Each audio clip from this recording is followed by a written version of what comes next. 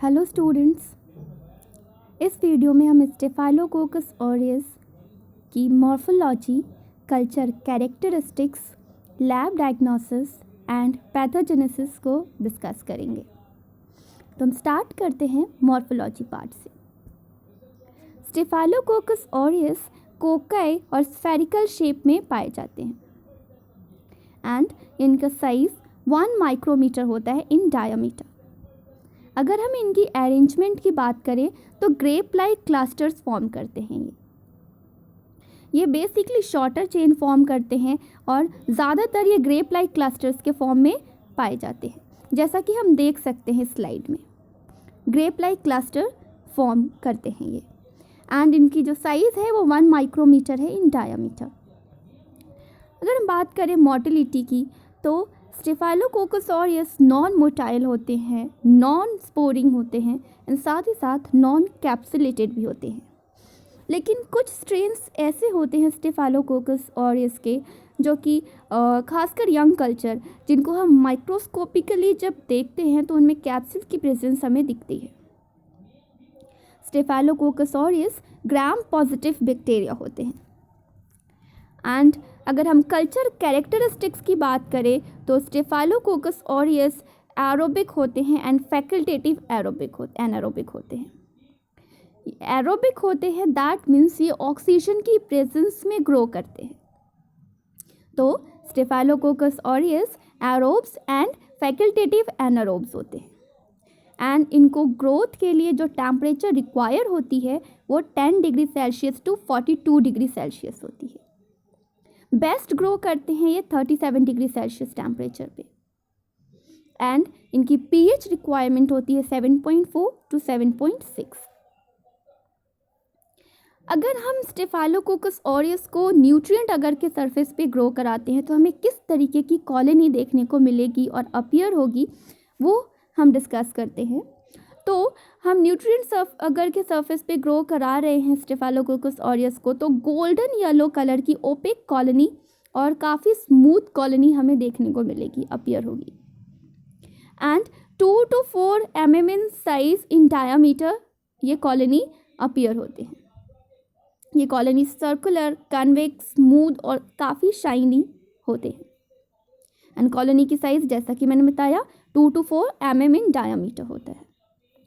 अगर हम staphylococcus aureus को ब्लड अगर के सरफेस पे ग्रो कराते हैं तो हमें गोल्डन येलो कलर की कॉलोनी मिलती है एंड कॉलोनी के around clear zone of haemolysis हमें दिखता है एंड खासकर बीटा हीमोलाइसिस यहाँ पे होती है।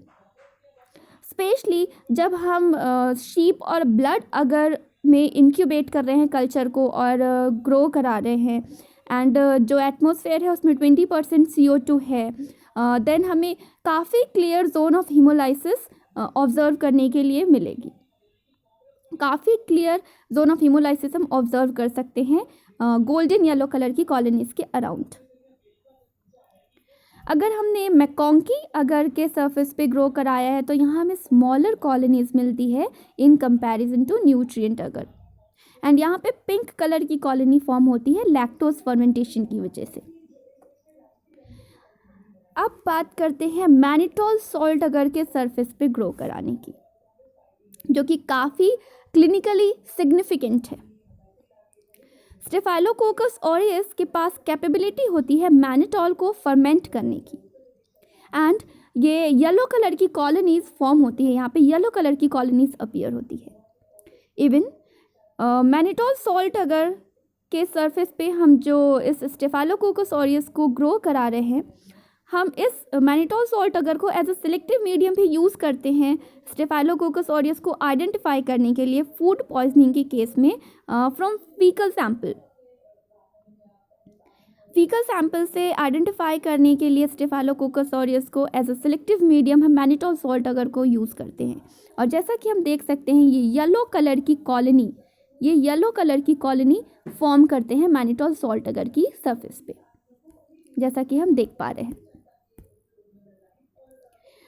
अब बायोकेमिकल प्रॉपर्टीज़ की बात करें तो स्टेफाइलोकोकस ऑरियस कैटलिस पॉजिटिव होते हैं, ऑक्सीडेस नेगेटिव होते हैं एंड ये glucose, lactose, maltose, sucrose and mannitol को फर्मेंट करने की कैपेबिलिटी रखते हैं विथ प्रोडक्शन ऑफ एसिड, लेकिन कोई भी गैस प्रोडक्शन नहीं होती यहाँ पे। Mannitol fermentation carries diagnostic significance as we have discussed, and हम देख सकते हैं कि स्टेफाइलोकोकस ऑरियस जो कि कैटलिस्ट पॉजिटिव है, तो हम देख सकते हैं स्लाइड टेस्ट में कि यहाँ पे बबल फॉर्मेशन हुए हैं, जो कि ये रोल दर्शाता है, ये शो करता है कि ये कैटलिस्ट पॉजिटिव है एंड ये ऑक्सीडेस नेगेटिव होते हैं। ये इंडोल नेगेटिव टेस्ट हो, इनके इंडोल टेस्ट जो है इनके लिए नेगेटिव होता है। अगर हम रेसिस्टेंस की बात करें तो हम जानते हैं कि बहुत सारे ऐसे बैक्टीरिया होते हैं जो बहुत सारे फैक्टर्स के लिए रेसिस्टेंट होते हैं, टेम्परेचर, एंटीबायोटिक्स, पीएच, इनके लिए रेसिस्टेंट होते हैं। सिमिलरली अगर हम स्टेफाइलोकोकस ऑरियस की रेसिस्टेंस की बात करें तो स्टेफाइलोकोकस ऑरियस 3 to 6 मंथ्स के लिए वाएबल रह सकते हैं। अगर हम इसको ड्राइड पस से आइसोलेट कर रहे हैं आफ्टर 2 to 3 मंथ्स, एंड ये इनकी वायबिलिटी जो होती है वो 3 to 6 मंथ्स की होती है। एंड बहुत सारे ऐसे स्टेफाइलोकोकस ऑरियस होते हैं जो कि 80 डिग्री सेल्सियस टेम्परेचर पे 1 आवर के लिए हम हीट करते हैं, तब जाके वो किल हो पाते हैं। एंड जो स्टेफाइलोकोकस ऑरियस है वो 60 डिग्री सेल्सियस टेम्परेचर पे 30 मिनट्स के लिए सर्वाइव कर सकते हैं, एंड इनकी जो थर्मल डेथ पॉइंट होती है वो 62 डिग्री सेल्सियस होती है for 30 minutes. 62 degree Celsius temperature और उसके ऊपर अगर हम इनको प्रोवाइड करते हैं मोर देन 30 मिनट्स तो ये किल हो जाते हैं। एंड जो हीट रेसिस्टेंट स्ट्रेन्स होते हैं स्टेफाइलोकोकस ऑरियस के, वो हाई टेम्परेचर पे भी ग्रो कर सकते हैं, लाइक 45 डिग्री सेल्सियस टेम्परेचर पे भी वो ग्रो कर सकते हैं। एंड जैसा कि मैंने बताया कि पीएच के और बाकी अदर फैक्टर्स के लिए भी रेसिस्टेंट होते हैं, तो स्टेफाइलोकोकस ऑरियस के मोस्ट स्ट्रेन्स जो है वो 10% NaCl में भी ग्रो कर लेते हैं, एंड ये 1% फिनॉल के लिए रेसिस्टेंट होते हैं। फॉर 15 मिनट्स ये 1% फिनॉल को रेसिस्ट कर सकते हैं। अब हम एंटीबायोटिक की बात करें तो जैसा कि हमने डिस्कस किया था कि कुछ ऐसे भी बैक्टीरिया होते हैं जो एंटीबायोटिक रेसिस्टेंट होते हैं, and staphylococcus aureus penicillin resistance, and 3 types होते हैं पेनिसिलिन रेसिस्टेंस के। First is production of beta lactamase, third alteration in penicillin binding protein BPB2A, and third is development of tolerance to penicillin. And यहाँ पे क्या होता है, bacterium is only inhibited not killed. Bacteria की सिर्फ growth को inhibit किया जाता है, बैक्टीरिया किल नहीं होते। पेनिसिलिन रेसिस्टेंस के जैसे कि हमने तीनों टाइप डिस्कस किए। एंड हम एंटीजेनिक स्ट्रक्चर की बात करें तो जो स्टेफाइलोकोकस ऑरियस है, हमने जैसे डिस्कस किया था कि खासकर यंग कल्चर में हमें कैप्सूल्स देखने को मिलते हैं। तो कैप्सूल्स या पॉलीसैकेराइड की लेयर है ये, जो कि आउटर मोस्ट लेयर है, और slime layer. This is peptidoglycan layer, this is peptidoglycan layer. Then polysaccharide और टिकोइक एसिड, ये रेड कलर जो आपको दिख रहा है, and protein A which is of blue colour, blue colour का जो है वो प्रोटीन ए है। साइटोप्लाज्मिक मेम्ब्रेन जो कि सेल से इनटेक और आउटटेक को रेगुलेट करता है, सेलुलर सब्सटेंस के इनटेक और आउटटेक को रेगुलेट करता है। दिस इज क्लम्पिंग फैक्टर जो कि पिंक कलर का आपको दिख रहा है, एंड इसी की वजह से ये कोगुलेस पॉजिटिव होते हैं। एंड आप ये देख सकते हैं साइटोप्लाज्म फिल्ड है इनसाइड द सेल, जो कि एक जेल लाइक सब्सटेंस होता है जो कि बैक्टीरियल सेल के इनसाइड फिल्ड होता है।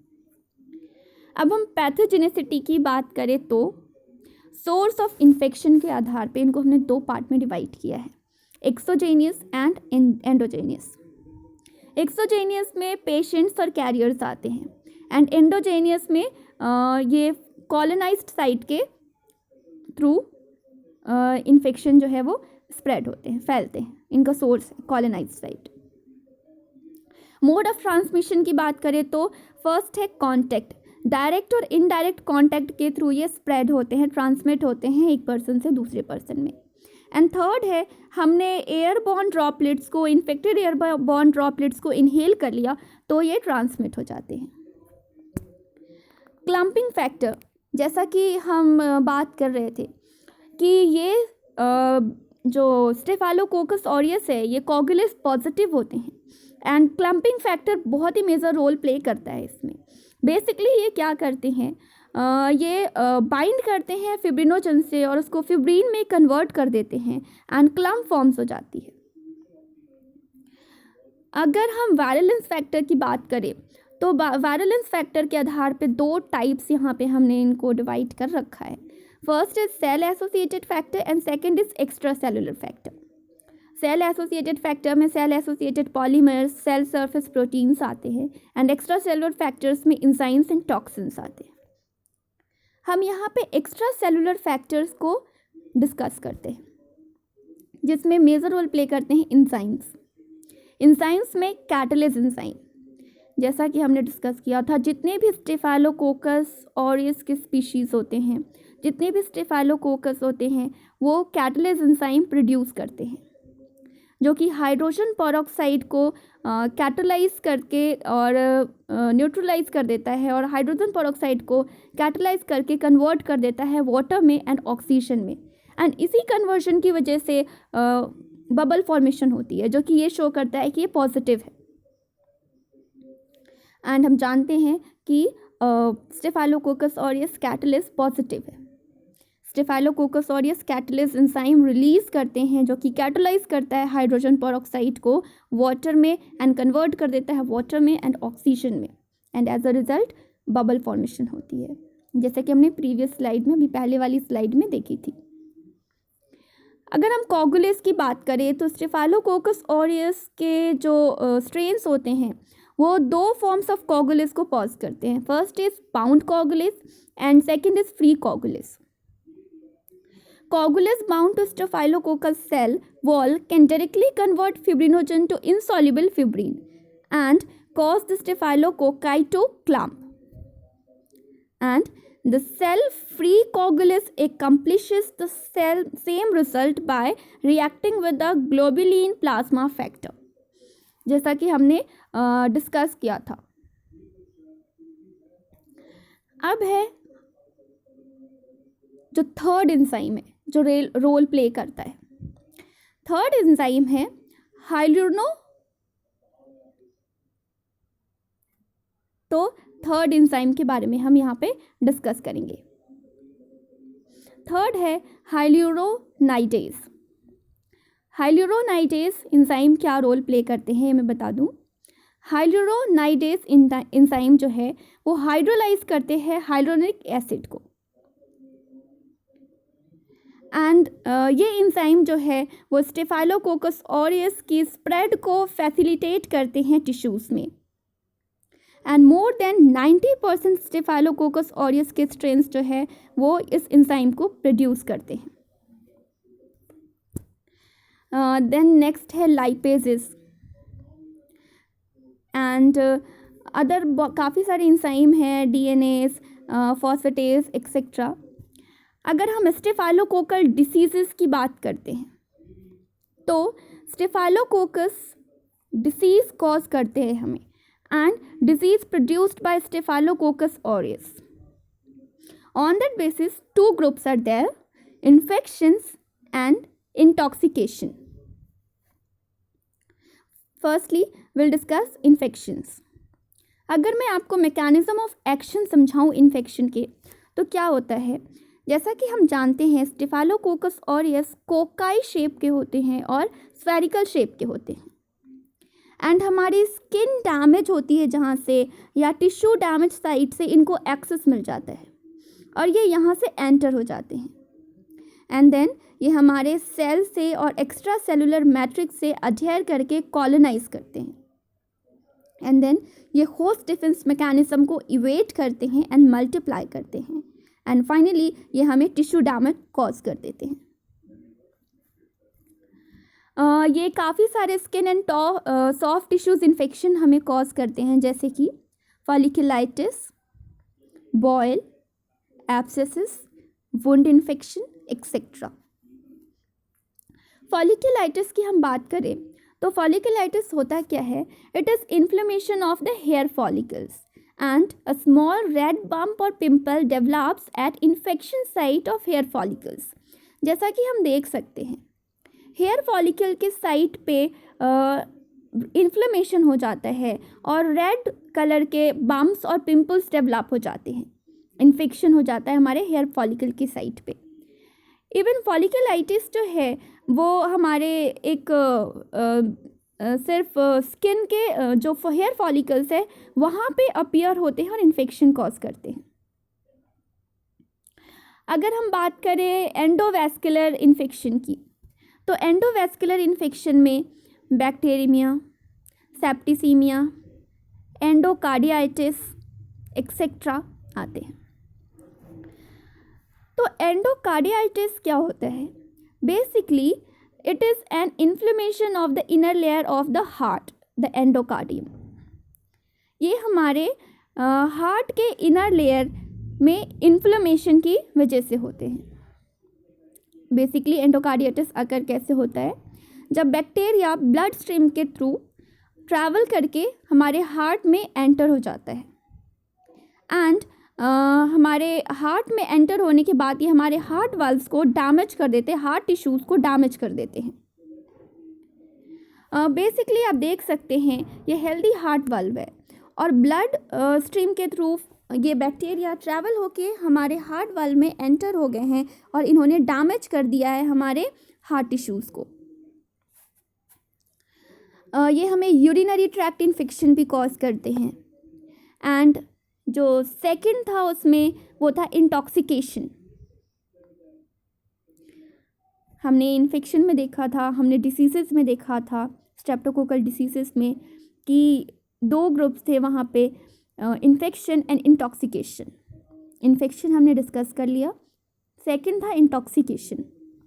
इंटॉक्सिकेशन है क्या बेसिकली? तो diseases are caused by bacterial toxins. यहाँ पे जो डिसीज़ेज होते हैं हमें वो बैक्टीरियल टॉक्सिन्स के द्वारा होते हैं और बैक्टीरियल टॉक्सिन्स की वजह से होते हैं। एंड कौन कौन से डिसीज़ेज होते हैं? तो वो है food poisoning, toxic shock syndrome, staphylococcal scalded skin syndrome etcetera. Students, I hope आपको समझ में आया होगा। Thank you so much.